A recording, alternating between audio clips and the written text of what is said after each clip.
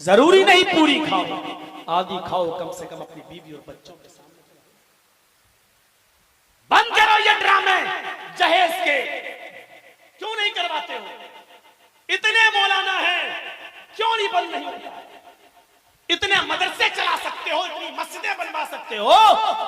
समाज में कोई लड़का लड़की लेके भाग जाए तो पंचायत बैठ सकती है कि क्या पेनल्टी लगाई जाए, क्या जुर्माना लगाया जाए।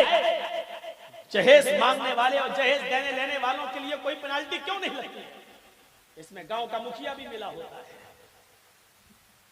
सरपंच भी मिला होता है, प्रधान भी मिला होता है, क्योंकि प्रधान को भी अपने बेटे की शादी में जहेज चाहिए।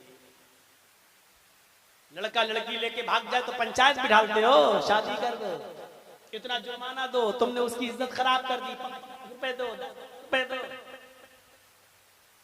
पंचायत भी ढालते हो और तुम्हारा फैसला मानना पड़ता है। तो यही पंचायत जहेज के मांगने वाले और देने और लेने वाले के ऊपर पाबंदी क्यों नहीं लगाती? नहीं लगेगी। क्यों? क्योंकि मुखिया को खुद अपने बेटे का जहेज लेना है, सरपंच को खुद लेना है जहेज। अगर ये चीजें बंद हो जाएं तो कोई आदमी ना जाए सऊदी, कोई ना जाए कुवैत। क्यों जाता है वहां? इसीलिए तो जाता है कि मेरी 4 बेटियां हैं, इनकी शादी कैसे हो? इसीलिए तो जाता है कि मेरे बेटों का फ्यूचर है, इसका फ्यूचर कैसे संभलेगा। अपनी औलाद के लिए मजबूर हो जाता है बाप, इसलिए वो जाता है और अपनी बीवी बच्चों को फितरे के माहौल में छोड़ देता है। एक बाप के बगैर औलाद की तरह कि मेरे पास इतना इतना माल है, उस पे गरीबों का हक है, तो बाद में काम करेंगे, पहले इस काम को अंजाम दे डालो, पहले गरीबों का हक अदा कर दो, पहले मिस्कीनों का हक अदा कर दो। मेरे प्यारे साथियों, सोचो आज कौन है? हमारे पास भी माल है, हमारे पास भी सोना चांदी है, हमारे पास भी रुपए पैसे हैं, हमारे पास भी दौलत है। बताओ इस गांव में कितने गरीब लोग हैं और बताओ बिहार में कितने गरीब लोग हैं। क्या हमें इस बात का एहसास नहीं होता है? हम मदद भी करना चाहते हैं, लेकिन सोचते हैं कि पहले अपने घर का काम देख लें, पहले अपना खर्चा देख लें, बाद में जो फाजिल होगा उसमें हम गरीबों की मदद भी कर देंगे। हमारे दरवाजे पर जो फकीर आते हैं, अगर वो पहनने के लिए कोई कपड़ा मांगते हैं तो हम उनको वो कपड़ा देते हैं जो हम इस्तेमाल कर चुके होते हैं, पुराने हो गए होते हैं या छोटे हो गए होते हैं, तो हम उनको पहने पहनाए कपड़े दे देते हैं। कुरान कहता है लन तनालुल बिर्रा हत्ता तुनफिकू मिम्मा तुहिब्बून। उस वक्त तक तुम नेकी हासिल नहीं कर सकते हो, उस वक्त तक तुम सवाब नहीं पा सकते हो, जब तक कि तुम अल्लाह की राह में वो चीज खर्च न करो जो तुम्हें सबसे ज्यादा पसंद है, जो तुम्हें सबसे ज्यादा महबूब है, जो तुम्हें सबसे ज्यादा पसंद है। अपनी पसंदीदा चीज जब तक अल्लाह की राह में सदका और खैरात न करो, कुर्बान न करो, तब तक मेरे भाइयों अल्लाह कह रहा है तुम सवाब नहीं पा सकते हो, तुम नेकी नहीं पा सकते हो। हम पहने पहनाए पुराने कपड़े गरीबों को देते हैं, जबकि खुद अपने लिए और अपने बच्चों के लिए नए कपड़ों का इंतजाम करते हैं। अपने लिए जो पसंद करते हो वो गरीबों के लिए पसंद करो, वो चीज सदका और खैरात करो, तब नेकी मिलेगी, तब सवाब मिलेगा। बोला ना, बात तो आपकी सही है, लेकिन करना बड़ा मुश्किल है। कैसे नहीं होगा? सारिऊ का लफ्ज बता रहा है, सुरात, जल्दबाजी करना है, नेक अमल करने में जल्दबाजी करना है। अभी तक यही सुनते थे, नमाज पढ़ो, रोजा रखो, अच्छे काम करो। मौलाना तो कह रहे हैं अच्छा काम नहीं, उसमें भी जल्दी करो। नेक अमल तो हर इंसान को वैसे ही करना है। हम बुरे अमल के लिए पैदा थोड़े हुए हैं दुनिया में, हम नेक अमल के लिए करने के लिए पैदा हुए, लेकिन नेक अमल करने में भी हमें जल्दी करना चाहिए। और कुर्बानी उस चीज की देनी चाहिए जो हमें पसंद है। ग़ज़वे तबूक मालूम है आपको कब हुआ था? कैसी गर्मी थी ग़ज़वे तबूक। आओ जरा उस मंजर को हम आपके सामने रखते हैं। और बिहार वालों, कटिहार वालों, रहमतनगर के लोगों, आपसे बहुत मुशाबिहत है इस वाक़े की। आप भी खेती बाड़ी करते हैं, वो भी खेती बाड़ी हो रही थी। ग़ज़वे तबूक सख्त गर्मी में पेश आया। और हदीस की किताबें अगर आप पढ़ेंगे तो पता पाएंगे गज़वे तबूक इतनी गर्मी में हुआ था, ये गज़वा, ये जंग, कि आसमान से आग की बारिश हो रही थी और जमीन पर कोई नंगे पैर अगर खड़ा हो जाए तो पैरों में फलक पड़ रहे थे, जमीन इतनी गर्म हो रही। ऐसी गर्मी में अल्लाह के नबी हुक्म देते हैं कि लोगों इस गज़वे के लिए निकलो, इस जंग के लिए निकलो। और जानते हो कितने किलोमीटर का सफर? कटिहार से बॉम्बे कितना किलोमीटर है? मैं समझता हूं कि शायद 1300-1400 किलोमीटर से कम नहीं होगा। आपका दिल्ली 1100-1200-1300 किलोमीटर से करीब नहीं होगा। अल्लाह के नबी जिस बस्ती में हैं वहां से गज़वे तबूक के लिए सहाबा किराम को हुक्म दे रहे हैं, निकलो। कितनी दूर? 1200, तकरीबन 1200 किलोमीटर का सफर। ट्रेन का सफर नहीं है, राजधानी का सफर नहीं है। मौलाना जर्जी साहब की तरह दिल्ली से बैठे, लखनऊ से बैठे और बागडोरा एयरपोर्ट पे 2 घंटे में उतर गए, ये सफर नहीं है। 1200 किलोमीटर का सफर, वो भी बिजनेस के लिए नहीं। एक तो ये होता कि चलो पैसा कमाने के चक्कर में लोग सऊदीया भी चले जाते हैं और दुबई भी चले जाते हैं कि अपने बच्चों का कोई फ्यूचर संभलेगा, मेरी बीवी बच्चों के काम आएगा। यहां ये भी नहीं है। यहां ये है कि जिस जंग में हम जा रहे हैं पता नहीं हम भी वापस आएंगे या नहीं। 1200-1300 किलोमीटर का सफर, आपने हुक्म दिया निकलो। और जानते हो ये हुक्म किस वक्त दिया जा रहा है? जब फसलें पककर तैयार, खजूरों का फल पककर तैयार हो चुका है, 1-2 दिन में वो खजूर कटने वाले हैं और मार्केट में बिकने वाले हैं। जिस खजूर की पैदाइश और उसके बिजनेस पर पूरे साल का खर्चा चलता है, उन अरबों का, उन सहाबा किराम का, वो खजूर की फसलें पककर तैयार। भाई आपने धान लगाया और पककर तैयार, 2-4 दिन रह गए कटने के लिए, और ऐसे मौके पे कह दिया जाए कि चलिए जिहाद के लिए, और आपको 1200-1300 किलोमीटर जाना पड़े, वो भी बिना ट्रेन के और बिना प्लेन के, बिना बस के और बिना 4 व्हीलर के, घोड़े या ऊंट का सफर। और फिर उस सफर में ये हो कि पता नहीं हम वापस भी आ पाएंगे या नहीं आ सकेंगे। जरा तसव्वुर करिए आप, जबकि आपका खेत पककर तैयार है, धान पककर तैयार है, यही कटना है, यही मार्केट में बिकना है और इसी से आपके पूरे साल का खर्चा चलना है। जरा तसव्वुर कीजिए आप, ये कंडीशन है सहाबा किराम के साथ। उनके खजूरों की फसल तैयार है, पककर तैयार, 2-3 दिन में कटने वाली है, और अल्लाह के रसूल ने कहा कि इस जंग के लिए निकलो। सहाबा किराम निकलने के लिए तैयार हो गए, एक मैदान में जमा हो गए। अब आपने फरमाया कि जिसके पास जो जो सामान हो वो लेकर आओ, अपने घर से सामान लाओ।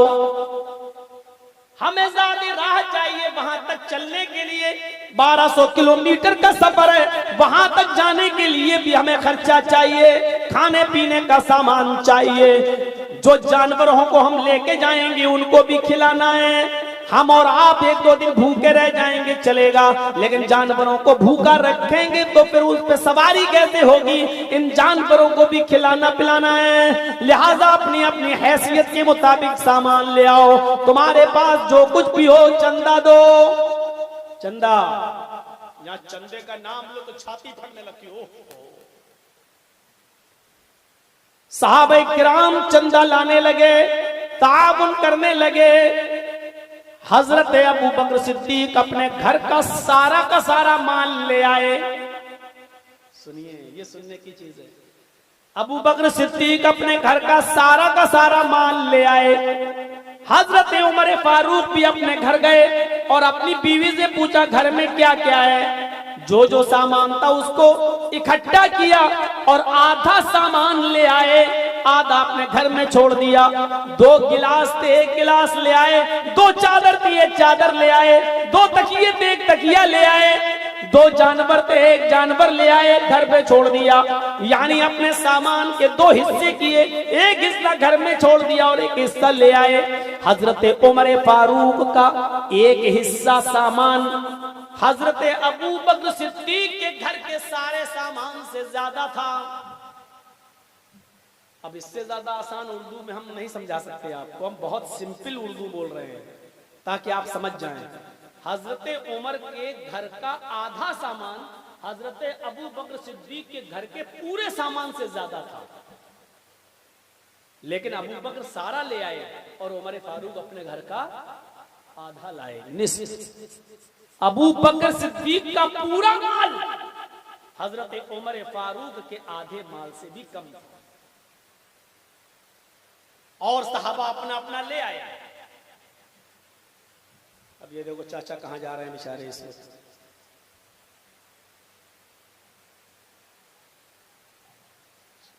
चाची सो गई होंगी, पता नहीं क्यों जा रहे हैं घर। क्या हुआ भाई, बैठे रहिए। अब आप लोग बैठे रहिए। आप लोग नहीं, वो होता है आए। आप लोग बैठिए। इतना अच्छा टॉपिक था लेकिन आप लोगों ने बिगाड़ दिया। आप लोग संजीदगी से बैठे, वॉलेंटियर लोग संभाल लेंगे उसको। वॉलेंटियर हजरात तवज्जो दे, क्या हो रहा है वहां पे। इब्राहिम मेहरबानी, आप लोग बैठ जाइए, बैठ जाइए, आप लोग बैठ जाइए। वॉलेंटियर लोग संभाल लेंगे, आप लोग बैठ जाइए। बैठिए भाई, बैठिए। माशाल्लाह इतनी अच्छी हवा भी चल रही है, मौसम भी अच्छा है। बैठिए। वो 1-2 लोग होते हैं शैतानी हरकत कर देते हैं, पता नहीं क्या। अच्छा सुनिए, तो मैं अर्ज ये कर रहा था कि अबू बकर सिद्दीक का आधा सामान हजरत उमर फारूक के, अबू बकर सिद्दीक के घर का पूरा सामान हजरत उमर फारूक के आधे सामान से भी कम था। अल्लाह के नबी सल्लल्लाहु अलैहि वसल्लम ने पूछा, आए उमर तुम क्या लाए हो। हजरत उमर फारूक ने जब ये सुना कि अल्लाह के नबी सल्लल्लाहु अलैहि वसल्लम ने फरमाया कि जाओ अपने अपने घर से सामान लेकर आओ, तो हजरत उमर फारूक आज सोचने लगे कि आज मौका है अपने घर से सामान लाने का, और इतना ज्यादा सामान लाऊंगा कि आज हजरत अबू बकर सिद्दीक से मैं नेकियों में आगे बढ़ जाऊंगा। फस्तबिकुल खैरात, कुरान ने कहा है कि आप किसी से आगे बढ़ना चाहें तो दौलत में आगे मत बढ़िए, बिजनेस में आगे मत बढ़िए। इसने इतना कमाया, हम इससे ज्यादा कमाएं, इसके पास 1 लाख रुपया है तो हम 1.5 लाख कमाएं, ये नहीं होना चाहिए।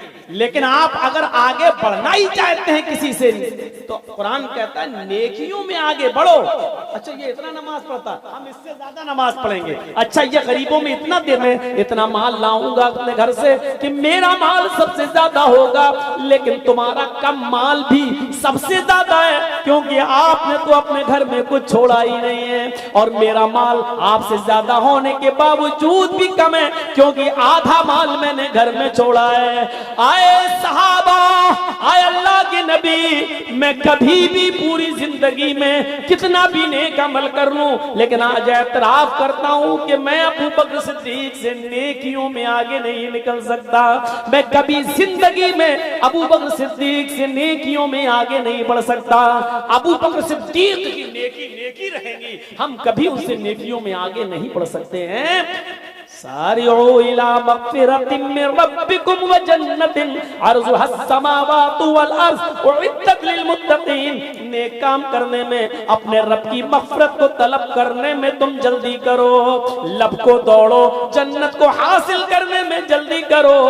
अर्जुहा अस्समावातु वल अर्ज़, उस जन्नत की पैमाइश उस जन्नत की लंबाई और चौड़ाई, उस जन्नत का तूल व अर्ज़ ज़मीन व आसमान के बराबर है। उस जन्नत को हासिल करो।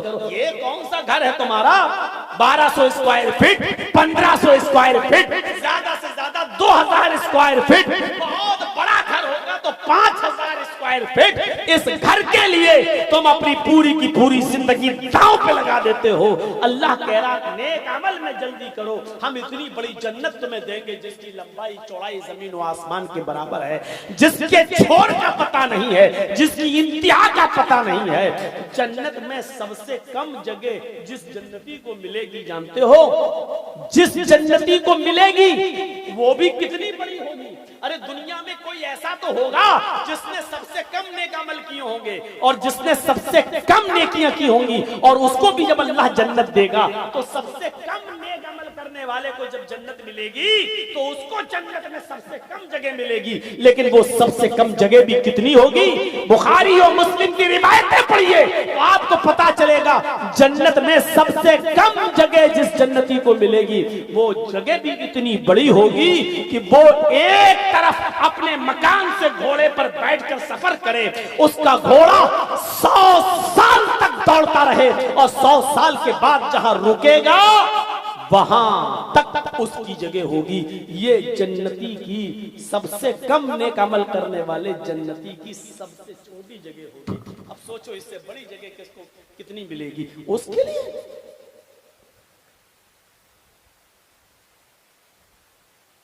और उन हूरों को तलाश करो, उनको पाने की कोशिश करो जिनकी पिंडली 70,000 कपड़े पहनने के बावजूद भी 70,000 कपड़े पहनने के बावजूद भी उनकी पिंडली नहीं, पिंडली के अंदर जो हड्डी है, ये हड्डी, इस हड्डी के अंदर जो गूदा है वो गूदा भी नजर आ रहा होगा, इतनी खूबसूरती होगी। इनके पीछे फिरते हो जो नाक निकाल दे तो देखने की शक्ल न, तबीयत ना हो। इनके पीछे आप फिर के अपनी जिंदगी बर्बाद करते हो और अपनी इबादतें तर्क करते हो, रात रात भर अपनी इबादतों को छोड़ते हो, नींद खराब करते हो। जिनको अगर मुंह से बलगम आ जाए तो आप उनका चेहरा तक देखना गवारा ना करें। ऐसी जलसा मैंने कहा था ना, कल शायद कल ही कहा था मैंने। सोचो मेले लगते हैं, आपके इधर भी मेला लगा है। सबसे पहले जलसे कराने वालों को मेलों पर पाबंदी लगानी चाहिए। ये फितना है, फितना, जलसों के नाम पर फितना है ये। इसमें हमारे मर्द और औरतों की जो लड़के और लड़कियों की जो भीड़ें होती हैं वो जलसे के असरात को बिल्कुल खत्म कर रही है। जलसा कमेटी के लोगों तय कर लो, जब भी आप जलसा कराओगे मेले का इंतजाम नहीं करोगे। ऐसा लगता है जैसे एक कुतिया के पीछे 10-10 कुत्ते दौड़ रहे हैं। ये हालत होती है, ये हालत। मैं कुत्ता भी बोलूंगा, मैं कुतिया भी बोलूंगा। जिसको सुनना है सुने, जिसको नहीं सुनना भागे यहां से, कोई जरूरत नहीं है। मेरे भाइयों, कुरान ने भी कहा उलाइका कल अनआम, ये चौपाइयों की तरह हैं, जानवरों की तरह हैं, बल हुम अज़ल, बल्कि उनसे भी ज्यादा गए गुजरे। हम वही जबान बोल रहे हैं। कुरान ने भी कहा है कि दुनिया एक सड़ी हुई लाश है। दुनिया इन्न दुनिया जीफतुल मय्यत, एक सड़ी हुई और गंदी लाश है। वह तालिबुहा किलाब, और इस दुनिया को चाहने वाले, इस दुनिया के पीछे पड़ने वाले कुत्ते हैं, कुत्ते जो इस मुर्दा लाश को नोच नोच के खा रहे हैं। हम वही जबान बोल रहे हैं। अगर आपको बर्दाश्त नहीं है भाग जाइए, जाइए। मैं बोलता हूं जैसे कुतिया के पीछे 10-10 कुत्ते भागते हैं, वही हाल होता है इन जलसों में। इन दुकानों में एक लड़की के पीछे 10-10 लड़के लगे रहते हैं। इन जलसों पर, मैं दुकानों पर और मेलों पर पाबंदी लगाइए। ये जलसों के असरात को खत्म कर रही है, दीनी माहौल को खत्म कर रही है। मुंबई और अभी हम जयपुर में परसों ये आपके 20 तारीख के 21 तारीख के जलसे में 20 के मैं जयपुर में था। 9:45 पे जलसा खत्म हो गया। कोई दुकान नहीं, शहर है, गौर करो, राजस्थान का कैपिटल है। मैं प्रोग्राम करके आया हूं, एक दुकान का इंतजाम नहीं होता है। आपसे 4 गुना ज्यादा भीड़ थी वहां पर जयपुर की सरजमीन पर। क्या उनके जलसे नहीं होते हैं क्या? हरियाणा में जलसे नहीं होते हैं क्या? महाराष्ट्र में जलसे नहीं होते हैं क्या? कहां दुकानें लगाई जाती हैं, कहां मेले लगते हैं? आपको एक रात का जलसा करने के लिए मेला लगाने की जरूरत क्यों पड़ती है? और मेला अगर लगाते ही हैं तो फिर लड़के और लड़कियों पर पाबंदियां क्यों नहीं लगाते हैं आप? क्यों एक ही दुकान पर लड़के और लड़कियां दोनों जाते हैं? जलसे में तो आप अलग इंतजाम किए हुए हैं औरतों का बैठने का। भाई जब जलसों में आप अलग इंतजाम कर सकते हैं तो फिर औरतों के लिए, लड़कियों के लिए आप अलग दुकानों का इंतजाम क्यों नहीं कर सकते हैं? आप वहां आप मखलूत करेंगे, लड़के लड़कियां मिलकर सामान खरीदें, और जलसे में आप लड़के और लड़कियों का, औरतों और मर्दों का इंतजाम अलग करेंगे। मेरे भाइयों, अगर आप बाजारों में अलग नहीं कर सकते हैं तो जलसों में फिर आप अलग क्यों करते हैं? साहब जलसा दीनी है, जलसा दीनी है तो दीन के नाम पर फिर आप लोगों को धोखा क्यों दे रहे हैं? आप फिर आप ये षड्यंत्र क्यों रच रहे हैं? देखिए अब बैठे हैं, जब हम आए थे तो सब अभी मार्केट में थे और दौड़ रहे थे। ऐसा लग रहा था यहाँ कोई मौलवी कुरान और हदीस सुना ही नहीं रहा है। पता नहीं, शायद कोई ड्रामा चल रहा है और नौटंकी चल रही है, इसलिए सब मार्केटों में घूम रहे थे। मेरे भाइयों, इन चीजों पर पाबंदी लगनी चाहिए।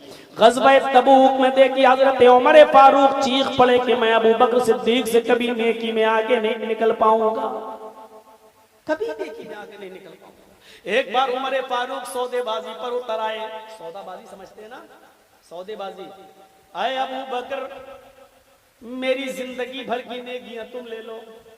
सौदा करने लगे, मेरी जिंदगी भर की नेकियां तुम ले लो, और अपनी एक दिन की वो नेकी जिस दिन आप गारे सौर में अल्लाह के नबी सल्लल्लाहु अलैहि वसल्लम के साथ थे, आपका नबी अकरम का सर आपकी रान पर था और आप अपने अंगूठे से एक सुराख को बंद किए हुए थे, और एक बिच्छू आपके पैर में काट रहा था, डंक मार रहा था, लेकिन आप अपना पैर इसलिए नहीं हिला रहे थे, उसमें जुम्बिश हरकत इसलिए नहीं कर रहे थे कि अगर पैर हिलाऊंगा तो नबी अकरम की नींद में डिस्टर्ब हो जाएगा, नबी अकरम की आंख खुल जाएगी।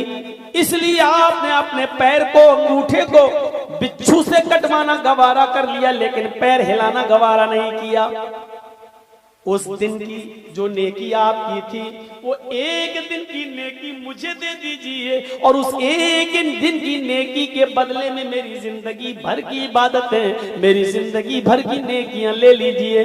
अय अबू बकर, आपकी उस एक दिन की नेकी मेरी जिंदगी भर की इबादतों से, मेरी जिंदगी भर की नेकियों से बढ़कर है। आपकी एक नेकी मेरी जिंदगी भर की नेकियों से बढ़कर है। ये सौदेबाजी करने लगे थे हजरत उमर फारूक, लेकिन ऐसा तो जायज ही नहीं है इस्लाम में कि मैं अपनी नेकियां तुम्हें दे दूं, तुम अपनी नेकियां मुझे दे दो। इस्लाम में जायज ही नहीं है। इस्लाम ये कहता है ला तज़िरु वाज़िरतुन विज़रा उखरा, कयामत के दिन बाप का बोझ बेटा नहीं उठाएगा, बेटे का बोझ बाप नहीं उठाएगा, शौहर का बोझ बीवी नहीं उठाएगी, बीवी का बोझ शौहर नहीं उठाएगा, भाई का बोझ बहन नहीं उठाएगी, बहन का बोझ भाई नहीं उठाएगा। सब अपने अपने बोझ उठाएंगे, कोई किसी का बोझ नहीं उठाएगा। सबको अपने अपने आमाल दिखाने होंगे। फमन यामल मिस्काल ज़र्रतिन खैरन यरा वमन यामल मिस्काल ज़र्रतिन शर्रन यरा। जर्रा बराबर नेकी की होगी तो तुम उसको भी अपने नामे आमाल में देख लोगे, जर्रा बराबर बुराई की होगी तो तुम उसको भी अपने नामे आमाल में देख लोगे। मेरे भाइयों, यही ग़ज़वा तबूक है। अल्लाह के नबी सल्लल्लाहु अलैहि वसल्लम ने सहाबा से चंदा मांगा, है कोई जो ताबुन करे, है कोई जो मुझे माल दे, अल्लाह उसको जन्नत देगा। अबू बकर सिद्दीक अपने घर का सारा माल ले आए, उमर फारूक अपने घर के माल में से आधा ले आए। हज़रत ने 100 ऊंट ग़ज़वा तबूक के मौके पर दिए। अल्लाह के नबी कह रहे हैं आए लोगों, उस्मान गनी ने 100 ऊंट दे दिए हैं, कोई और है उस्मान के अलावा जो 100 ऊंट दे दे, कोई और है जो 100 ऊंट दे दे। उस्मान गनी दोबारा उठते हैं, आए अल्लाह के रसूल किसी से मत मांगिए, 100 ऊंट मैं दे रहा हूं और दे रहा हूं। अब 200 ऊंट हो गए। अल्लाह के नबी ने फरमाया, आए लोगों, उस्मान गनी ने 200 ऊंट दे दिए, कोई और है जो 100 ऊंट दे सके। लंबा चौड़ा सफर है, 1200 किलोमीटर दूर जाना है, सवारियों की भी जरूरत है, कोई और है जो 100 ऊंट दे सकता है उस्मान के अलावा। उस्मान गनी तीसरी बार उठे, अरे अल्लाह के रसूल 100 ऊंट में और दे रहा हूं। आपने कहा उस्मान तुम 300 दे चुके हो, अब तुम मत देना, तुमसे नहीं कह रहा हूं। है कोई उस्मान के अलावा जो 100 ऊंट और दे सके? चौथी बार भी उस्मान गनी उठे, कहने लगे अल्लाह के रसूल 100 ऊंट में और दे रहा हूं, 400 दे चुके। आपने कहा उस्मान मैंने तुमसे नहीं कहा है, तुम 400 दे चुके हो, अब तुम मत उठना, मैं तुम्हारे अलावा किसी और से मांग रहा हूं। 5वीं बार भी उस्मान उठे, 6ठी बार भी उस्मान उठे, 7वीं बार जब आपने मांगा तो 7वीं बार भी उस्मान उठे। अल्लाह के रसूल अब खामोश हो गए, वो समझ गए अब मैं जितनी बार कहूंगा उतनी बार उस्मान ही उठेंगे, कोई और नहीं उठेगा। आपने अब खामोशी अख्तियार कर ली। उसके बाद आपने फरमाया, आए उस्मान, आए उस्मान, 700 ऊंट तुमने आज दिए अल्लाह की राह में, आज तुमने 700 ऊंट दिए, तुम्हें नहीं मालूम कि आज तुमने कितना बड़ा नेक काम किया है। इस नेक काम को करने में तुमने जो जल्दी की है, इस उजलत की वजह से, सुराग की वजह से, इस नेक काम में जल्दी करने की वजह से और इतना ज्यादा सदका करने की वजह से अभी अभी जिब्रील आए और आपके बारे में मुझे खुशखबरी सुना कर गए हैं। आए लोगों तुम भी सुन लो, आज अल्लाह ताला ने उस्मान के बारे में क्या फरमाया है। आए उस्मान सुन लो, मा जर्रा उस्मान, मा जर्रा उस्मान, मा जर्रा उस्मान, मा अमिला बअदल यौमी कत्तो। आए उस्मान कोई चीज तुम्हें नुकसान नहीं पहुंचा सकती। आए उस्मान तुम्हें गम नहीं, तुम्हें कोई खौफ नहीं। आए उस्मान कोई भी चीज तुम्हारा कुछ नहीं बिगाड़ सकती है। आज तुम्हारे रब ने ऐलान कर दिया है, मा जर्रा उस्मान, मा अमिला बअदल यौमी कत्तू, आज के बाद मेरा उस्मान एक भी नेक काम न करे, आज के बाद मेरा उस्मान एक भी नेक काम न करे, फिर भी अल्लाह उसको जन्नत देकर रहेगा। मा अमिला बअदल यौमी कत्तू, आज के बाद अगर आप कोई भी अमल न करें, कोई भी नेक काम न करें, फिर भी अल्लाह आपको जन्नत देगा, क्योंकि आज आपने इतना बड़ा नेक काम किया है। मेरे भाइयों, ये वही कुरान की आयत थी, वसारिउ इला मगफिरतिन मिर रब्बिकुम व जन्नतिन। अपने रब की मगफिरत और जन्नत की तरफ जल्दी करो, अपने रब की मगफिरत और जन्नत की तरफ दौड़ो, जल्दी करो, सूरज से काम लो, जल्दी करो। जिसका तूलो अर्ज़ ज़मीन व आसमान के बराबर है, उस काम को पाने में, उस जन्नत को पाने में जल्दी करो। मेरे भाइयों, ये काम था जिसमें उस्मान गनी भी जल्दी करते थे, अबू बकर भी जल्दी करते थे। हम नहीं कह रहे हैं आपसे कि नेक अमल करो, वो तो मुसलमानों पर फर्ज है, हम क्यों कहेंगे नेक अमल करो। आज की तकरीर का मौजू ये है कि नेक अमाल में जल्दी करो। अगर कोई ख्याल आया कि हमें ये करना है और अच्छा काम है तो जल्दी कर डालो। ख्याल आता ही, जैसे अबू बकर सिद्दीक ने लैट्रिन करने से पहले सोना गरीबों में तकसीम कर दिया, हजरत मोहम्मद रसूलुल्लाह ने नमाज बाद में पढ़ाई पहले सोना तकसीम कर दिया। ऐसी ख्याल आए फौरन नेक काम कर डालिए, उसको छोड़िए नहीं। छोड़ देंगे कल कर लेंगे, परसों कर लेंगे, तब तक आपको पता नहीं कि आप जिंदा भी रहो या नहीं, या शैतान कहीं आपके इरादे को बदल न दे, मोड़ न दे। इसलिए कहा नेक काम करने में जल्दी करो। क्या करोगे? दौलत उतनी कमाओ जितनी जरूरत है। ये शादियों में लंबे चौड़े जहेज ये हमने खुद पाले हैं, वरना शरीयत ने नहीं कहा है कि जहेज दो। शरीयत ने नहीं कहा है। शरीयत ने तो निकाह को बहुत आसान बनाया है। हमने और आपने पैसों के खर्च में शादियां भी महंगी कर दी हैं, लड़की वालों के लिए मुसीबतें खड़ी कर दी हैं आज। लेकिन दौलतमंदो, दौलत सुकून नहीं देती है, दौलत सुकून नहीं पहुंचाती है। अगर दौलत से सुकून होता तो आज कितने माँ बाप ऐसे हैं, कितने माँ बाप ऐसे हैं कि जिनकी औलादें 10-10 साल से और 15-15 साल से विदेशों में काम कर रही हैं और जिन्होंने अपनी औलाद की शक्ल नहीं देखी। औलाद पैसा कमाने में लगी है, लेकिन औलाद को बाप का चेहरा नसीब नहीं हो रहा है देखना।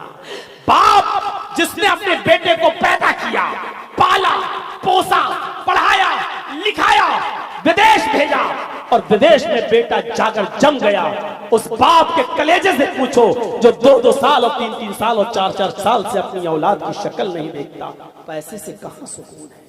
और कितने औलादें ऐसी हैं सऊदिया, Dubai, Kuwait, America, Australia, German, France, तुर्की काम कर रही हैं, सालों साल से काम कर रही हैं और यहां उनके बाप का इंतकाल हो जाता है, लेकिन पैसा कमाने वाली औलाद को अपने बाप की मिट्टी भी नसीब नहीं होती है, अपने बाप की कब्र पर 3 चुल्लू मिट्टी देना भी नसीब नहीं होती है, अपने बाप का गुस्ल देखना भी नसीब नहीं होता है, अपने बाप का आखिरी चेहरा भी देखना नसीब नहीं होता है। इस औलाद से पूछो ऐसी दौलत किस काम की, ऐसा पैसा किस काम का जो आपके बाप के मरने के बाद आपको आपके बाप का चेहरा तक देखने दे, और ऐसी दौलत किस काम की जो बाप अपनी औलाद का चेहरा तक देखने से परेशान है। मेरे भाइयों, कितने दौलतमंद ऐसे हैं।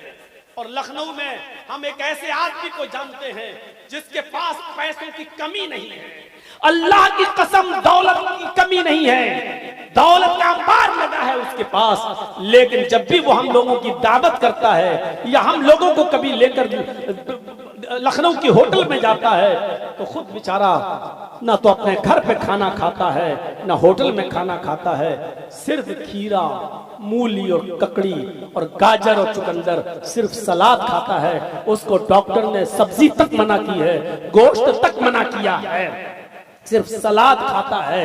पैसों की कमी नहीं है मेरे भाइयों, दौलत की कमी नहीं है, लेकिन उस दौलत से वो मछली खरीद के नहीं खा सकता है। दौलत है लेकिन मटन खरीद कर नहीं खा सकता है।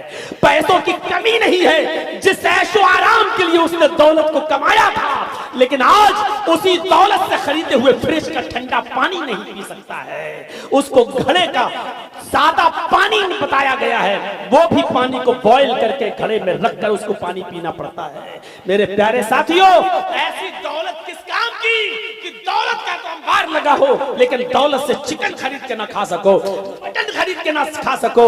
तुम्हारे पास पैसा है लेकिन सब्जी खरीद के नहीं खा सकते हो, तुम्हारे पास दौलत है लेकिन फ्रिज का ठंडा पानी नहीं पी सकते हो। ऐसी दौलत किस काम की है मेरे प्यारे साथियों। शुगर हो चुकी है, दौलत का अंबार लगा है, लेकिन मिठाई नहीं खा सकते हो।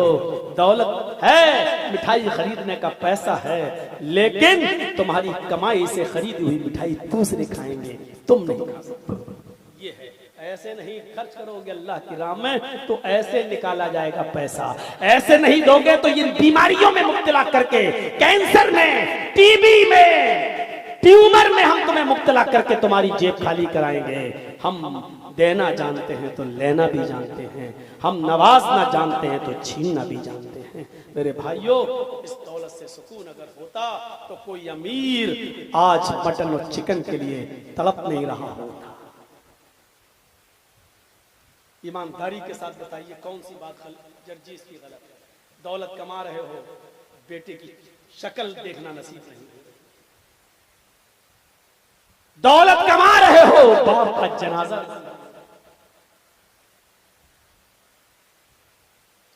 शादी का मकसद होता है मियां बीबी एक साथ रहें, शादी के बाद तुम विदेशों में 2-2 साल के लिए जा रहे हो, उधर तुम परेशान हो, उधर तुम्हारी बीबी परेशान है। जबकि कुरान ने कहा तस्कुनू इलैहि, हमने तुम्हारे लिए तुम्हारा जोड़ा इसलिए बनाया है ताकि तुम उससे सुकून हासिल करो। यहां सुकून जाए।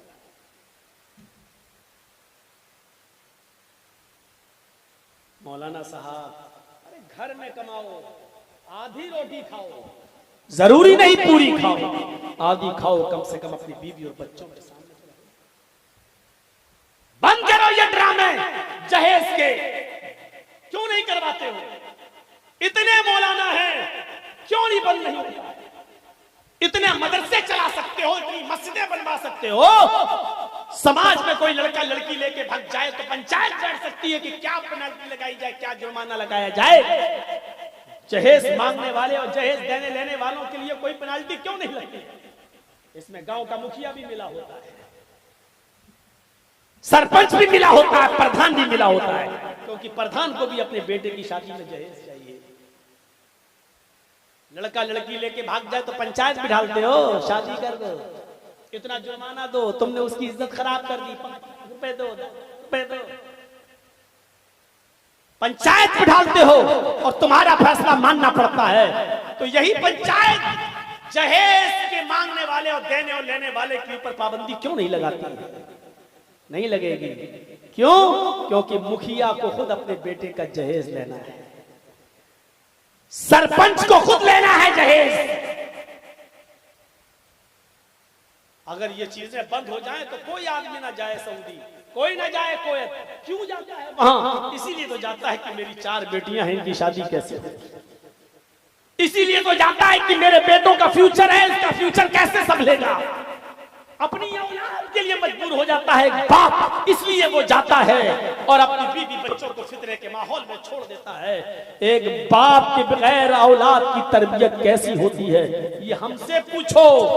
5 महीने, 5.5 और 6 महीने जेल की सलाखों में रहने के बाद जब लौट के आया तो मेरे बच्चों पर क्या असर पड़ चुके थे इस गैर मौजूदगी में, और कैसे फिर हमें कंट्रोल करना पड़ा। मेरे भाइयों, जरा तसव्वुर करो कि जो 2-2 साल अपनी औलाद को छोड़ के सऊदी और कुवैत चले जाते हैं, उनकी औलाद को संभालने वाला कौन है? माँ बच्चों को 2 टाइम खाना खिला सकती है, लेकिन बच्चे हमेशा अपने बाप की आंखों से डरते हैं। उनको संभालने वाला बाप होता है, और बाप सऊदीया जाए, बाप कुवैत जाए, बाप दुबई जाए, इस औलाद को कौन संभालेगा? कौन अपनी औलाद की तरबियत करेगा? अपनी औलाद की पढ़ाई लिखाई का इंतजाम अपने सामने रहकर तुम कर सकते हो। माँ एक प्यार दे सकती है अपनी औलाद को, मोहब्बत दे सकती है अपनी औलाद को, अपना दूध पिला सकती है अपनी औलाद को, अपना खून निचोड़ कर दे सकती है, लेकिन बाहर निगरानी नहीं कर सकती है आपकी बीवी, आपकी औलाद की। बाहर की निगरानी आप करें। सुकून कैसे मिले, सुकून कैसे हासिल हो, सोचो। मेरे प्यारे साथियों, जरा अंदाजा लगाओ, कुरान करीम की इस आयत को फिर से पढ़ो और गौर करो कि वसारिउ इला मगफिरतिन मिन रब्बिकुम व जन्नतिन। यह आयत हमसे किस चीज का मुतालबा कर रही है? इधर ग़ज़वा उहद हो रहा है, लड़ाई हो रही है, काफिर और मुसलमानों के दरमियान मुसलमानों की तादाद कम है, काफिरों की तादाद ज्यादा है।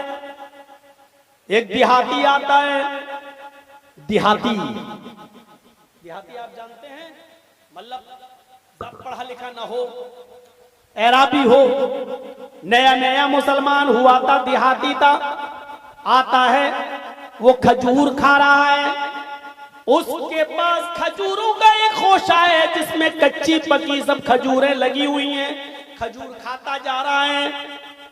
अल्लाह के नबी से कहता है ये क्या हो रहा है? आपने कहा ये जंग हो रही है। कहा इस जंग में क्या करना पड़ता है? कहा कि अल्लाह की राह में लड़ना पड़ता है।